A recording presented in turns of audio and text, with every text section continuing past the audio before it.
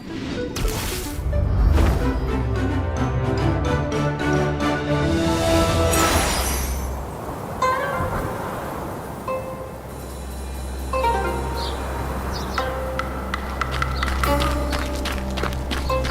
hi! Hello there! Are you lost wanderer? Welcome to Scientific, where science is our real life magic.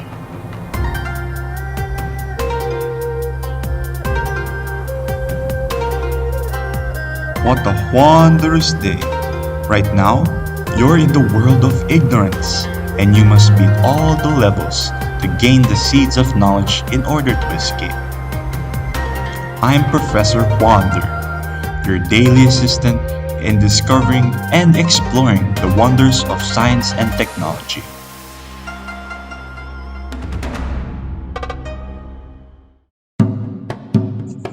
Have you ever thought about how the universe is composed of things that we can see, touch, and feel through our senses?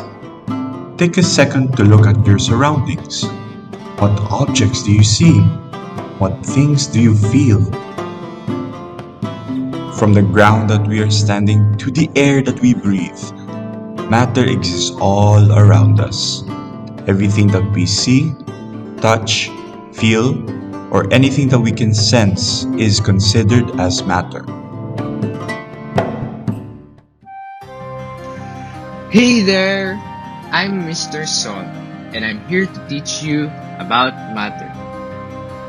Matter is anything that has a weight and takes up space.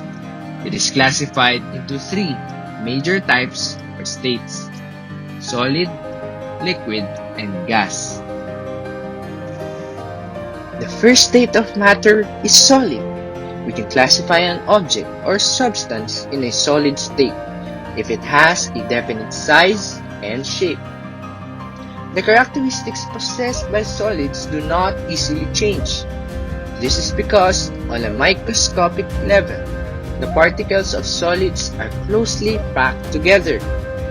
Examples of solids are rocks, wood, and pencils. Next, we have liquids. This state of matter is observed in room temperature water, milk, or a juice drink. We can classify liquids as something that has a definite volume but has no definite shape. This is because liquids can change their shape depending on the container you put it in. However, its original weight will still be the same even if you change its container.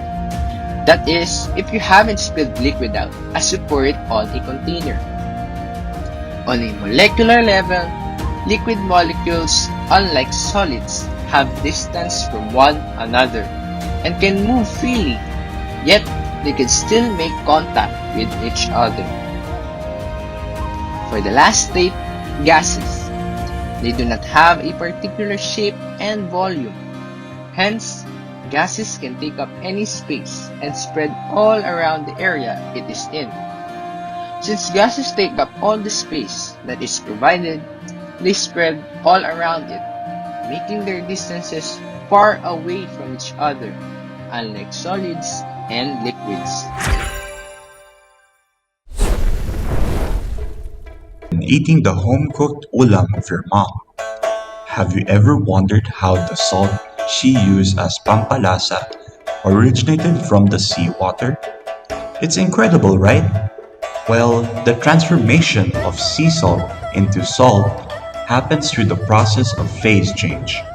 Phase change happens when matter changes from one state into another, which can happen when a certain matter has reached a certain temperature or pressure for it to cause changes. Hi there! Miss Lee here. Let's start with the process of melting. It is a process of turning solid matter into liquid state.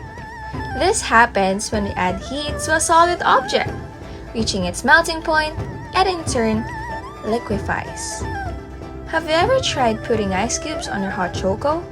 After a while, the hot choco has cooled down because of the ice. But the ice itself disappeared, right? This exemplifies how melting happens. Next up is evaporation, the change from the liquid state to a gaseous state.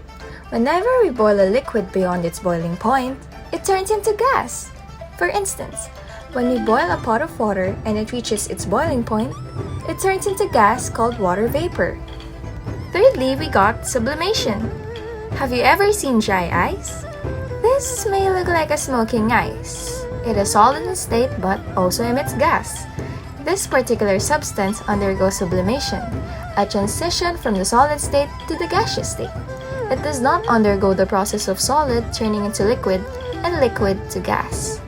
Here we have condensation, the process in which gas turns to its liquid state.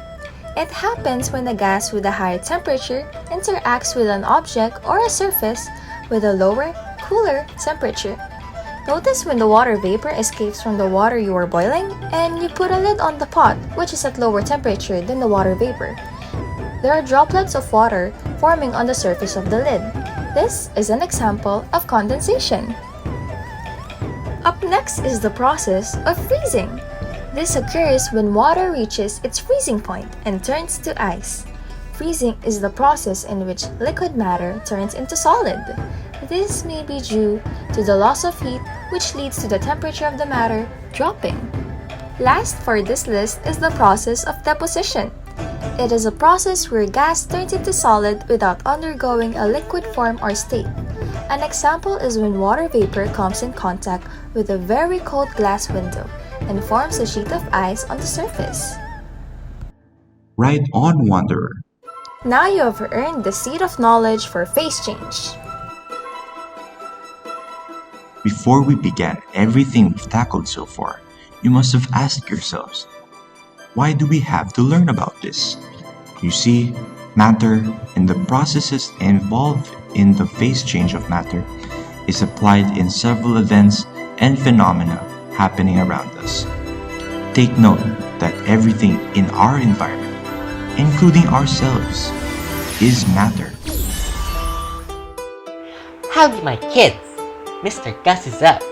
An example of the application of phase change is through the natural process of water cycle.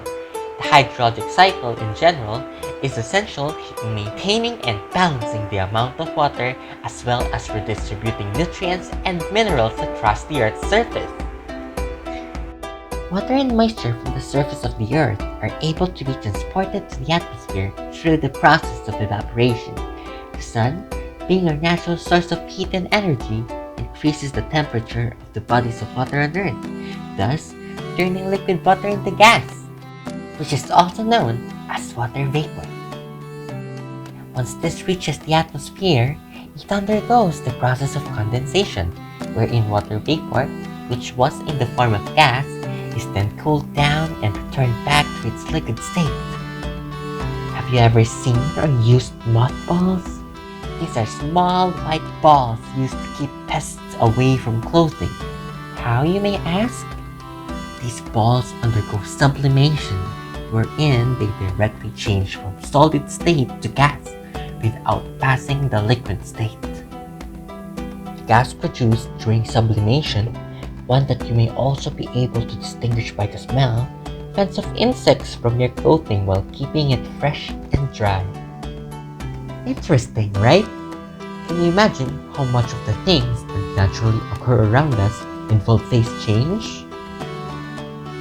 Now that you understand how essential phase change is, what do you think of some examples on your own? What other applications of phase change can you think of? What things in our day-to-day life do you observe these processes the most?